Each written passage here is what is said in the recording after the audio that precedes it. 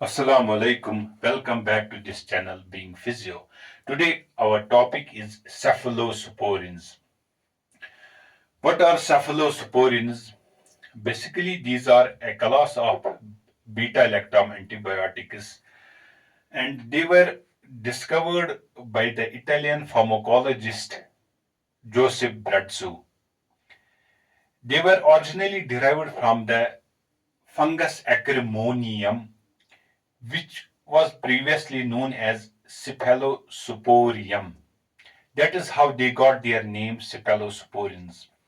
Along with penicillins, they are included in beta-lactam antibiotics because both of these groups of antibiotics contain the beta-lactam ring, which you have studied in penicillins, which is the previous lecture.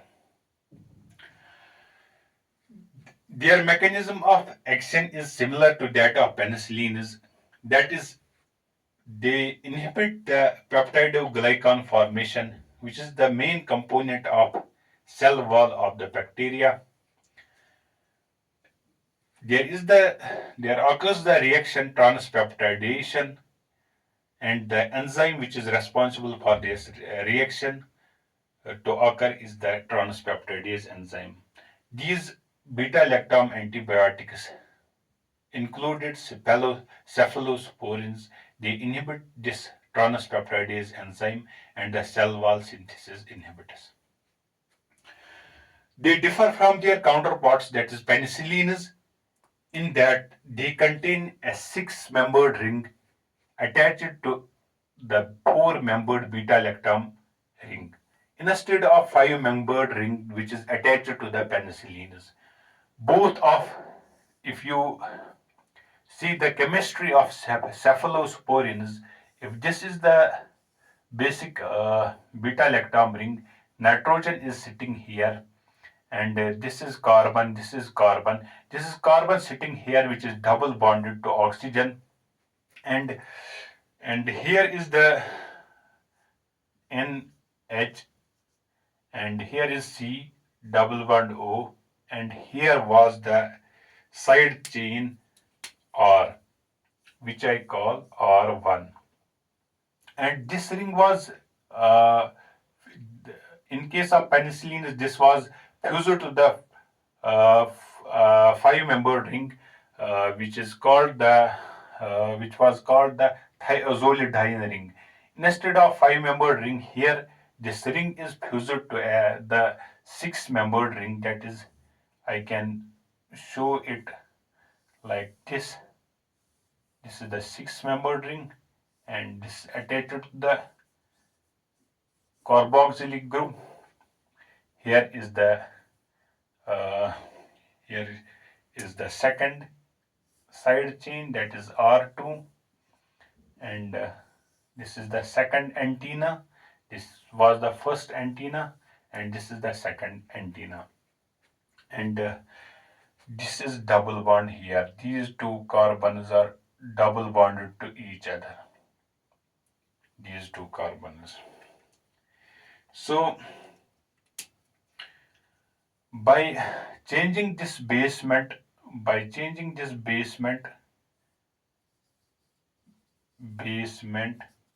and this antenna, you get another group of compounds which are known as cephalosporins. This is the basic structure of cephalosporin. And if you will number this ring, it will come 1, 2, 3, 4. Sulfur is at 5 position. This is the 6th position, and this is the 7th position. This is the carbonyl carbon here. This is alpha carbon. This is beta carbon. This is one reason that these are called beta lactam, because the carbon which is adjacent to the alpha carbon this is the carbonyl carbon, this is alpha carbon, this is beta carbon. Nitrogen is directly attached to the beta carbon. That is why they are called beta lactam ring antibiotics. If by manipulating this antenna here at carbon number 3, by manipulating this antenna, you get different pharmacokinetic properties. Pharmacokinetic pharmacokinetic properties are changed. You get different members of cephalosporins with different pharmacokinetic properties. If anybody doesn't know what this pharmacokinetics means, for him, I can explain it in the simplest possible way to explain it is that pharmacokinetics means the journey of drug. When you take any drug, the journey of drug through the body, it includes absorption, metabolism, and excretion. So these three processes, these are included in pharmacokinetics. And if you manipulate at carbon number 7 at this place, you get new members of cephalosporins, new drugs of cephalosporins, and which have different antibacterial properties, different that means antibacterial spectrum spectrum is changed at this place. This is the basic structure of cephalosporin. So let us come to the antibacterial spectrum.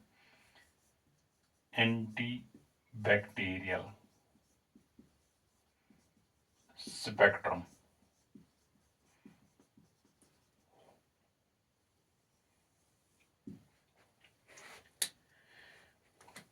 Shabas, concentrate on the board and let us see the antibacterial spectrum. First generation.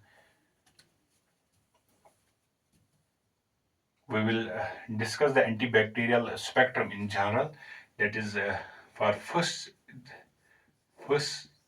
generation cephalosporins.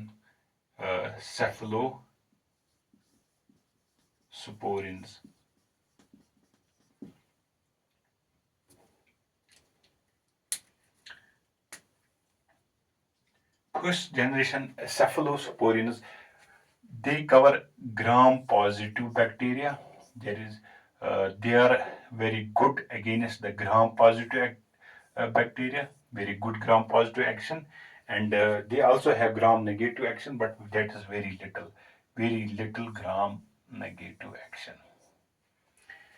These are mostly used against the gram-positive bacteria. So this is the first generation cephalosporin. Second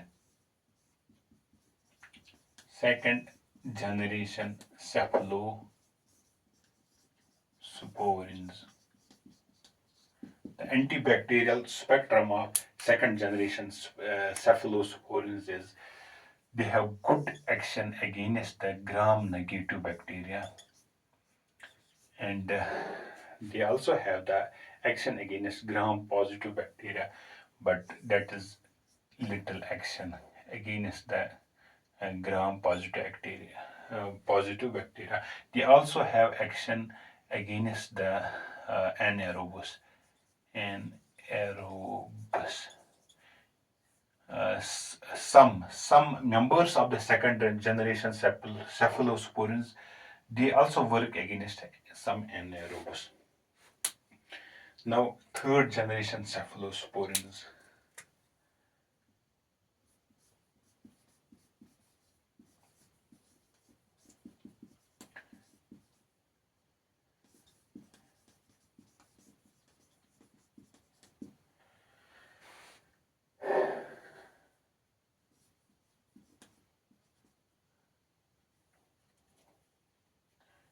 This is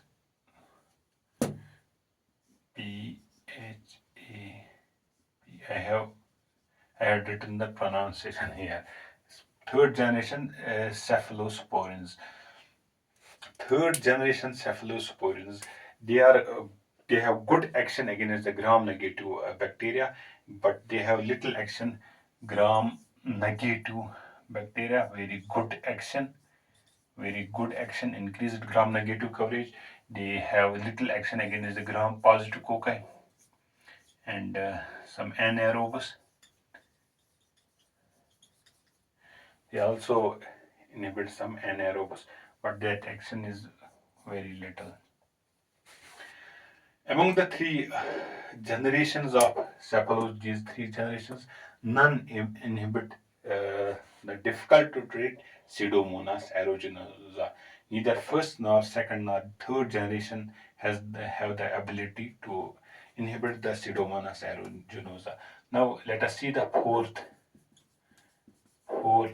generation cephalosporins.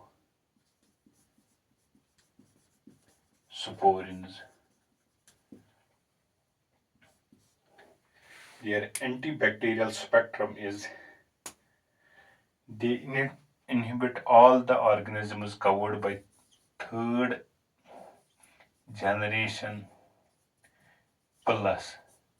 They inhibit the difficult to treat Pseudomonas aeruginosa. They inhibit Pseudomonas aeruginosa. Now, there is also the fifth generation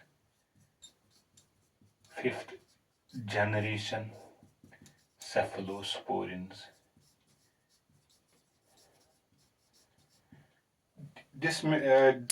This group includes only one drug, and that drug inhibits MRSA. That has that is worth mentioning. The only drug of the fifth generation cephalosporins, that is ceftaroline. I will tell you later. Ceftaroline is the only drug of the fifth generation cephalosporins, and that has the capability to inhibit MRSA. It kills MRSA. Among all these groups, none has the ability except fifth generation cephalosporins to inhibit MRSA, and none has the capacity to inhibit Pseudomonas except this fourth generation cephalosporins. So this is the antibacterial spectrum. Now let us discuss these different generations of cephalosporins. Let us see the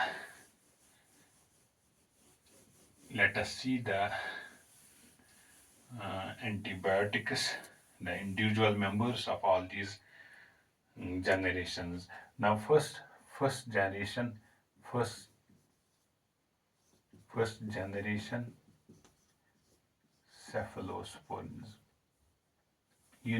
All the members of cephalosporins have the sound ceph, but first generation cephalosporins are the only class of cephalosporins having PHs in with their names.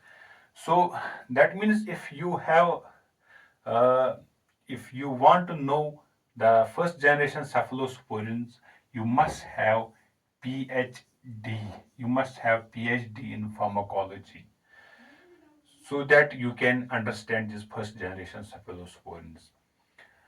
So let us see the individual members of these first generation cephalosporins. It includes cephalothin. It includes cephalothin. It includes cephalosporin. It includes cephadrine. It includes cephadrine. It includes cephalexin.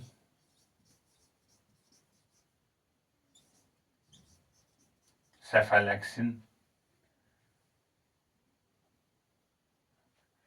Cephalexin is the last member. This is RA. Cephalosporins. These are the four members of first generation uh, cephalosporins.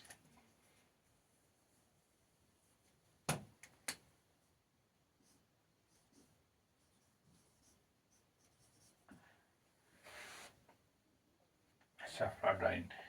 If you will concentrate here, all the members include pH in their names.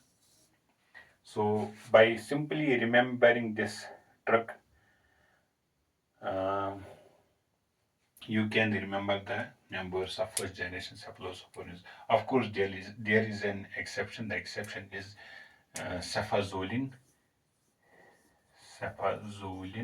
and cefadroxil. These are two exceptions.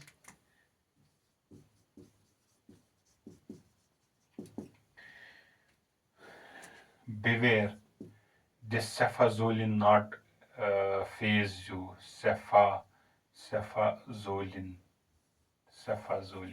Beware, this cefazolin might not phase you. Beware of cefazolin. It is an exception, and cefadroxil is the another exception in this group. Now let us come to the second generation. Cephalosporins. Once you got your PhD in pharmacology, now you would want your family members together uh, uh, at some place and celebrate your achievement. Now, when you want your family members together, and on some day your family gathered somewhere, and your family members gathered somewhere at some picnic spot, and the and the family members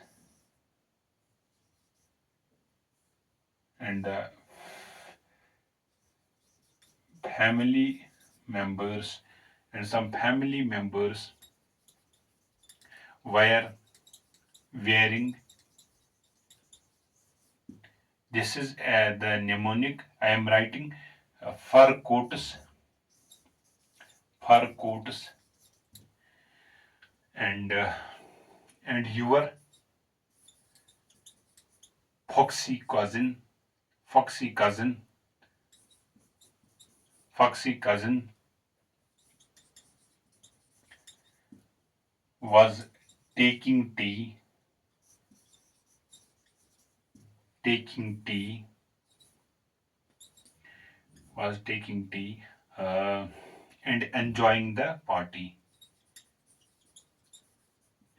your achievement. Of course, you have worked hard.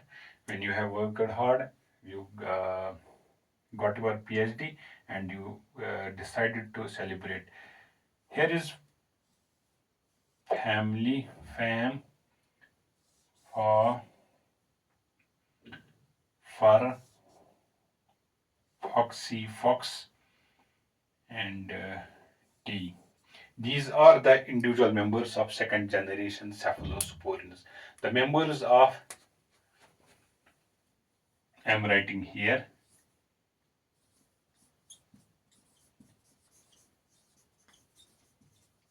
cephamendole, cephacolor. This is the second member. Third member, cefuroxime. This is the third member of second generation cephalosporins.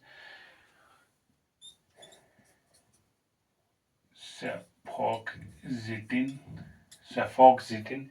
This is the another member, and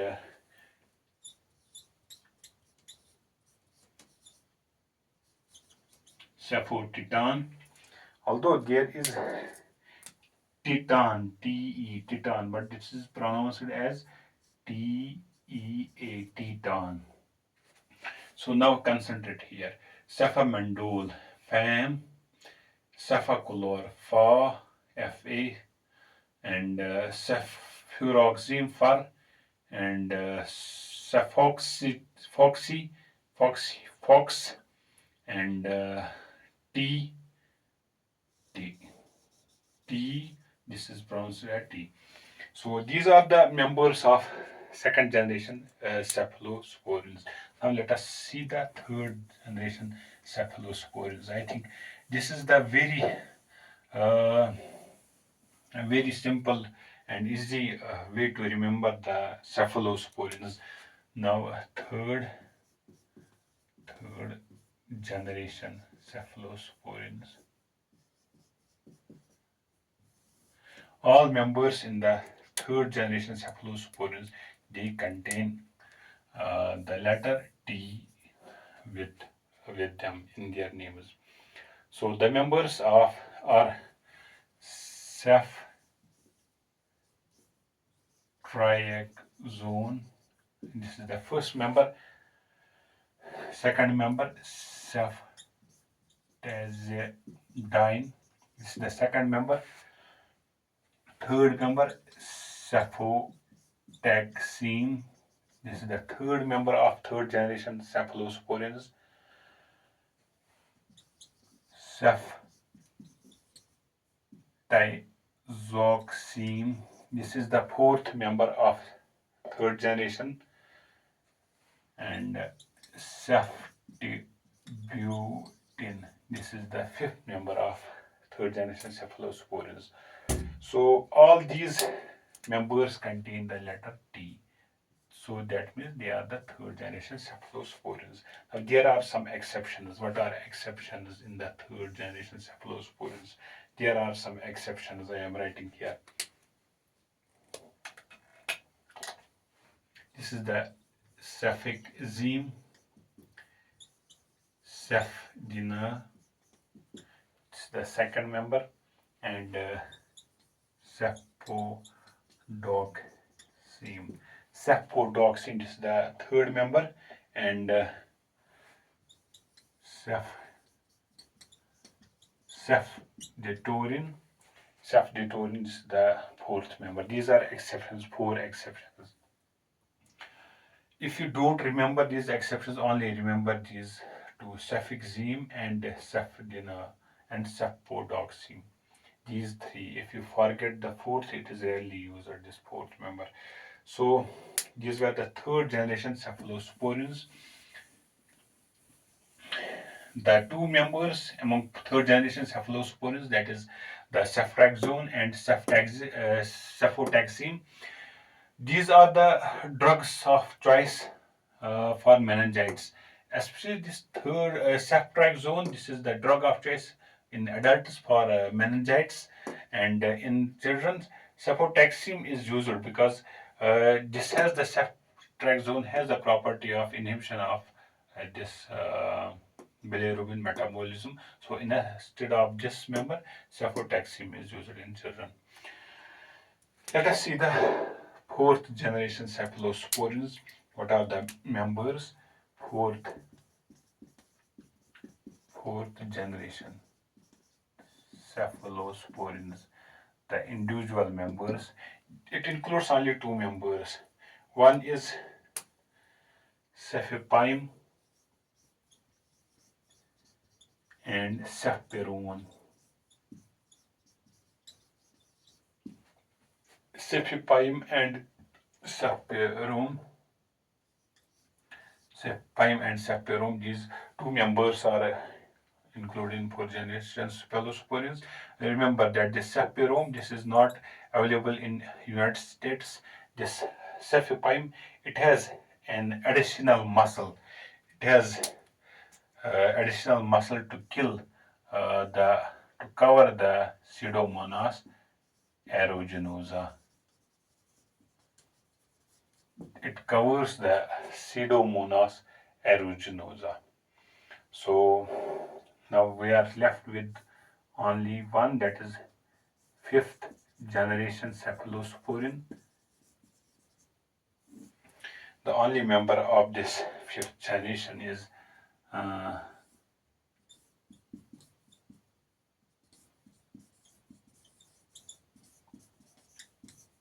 Cephalosporin. Cephalosporin. This is the only member, and the beauty of this drug cephalosporin, and its beauty lies in the fact that it inhibits the very dangerous bacterium that is MRSA. It inhibits the MRSA, methicillin resistant Staphylococcus aureus. So these were the five generations of cephalosporins, and I think um, you would have enjoyed this lecture, and I think this is enough for today. Thank you.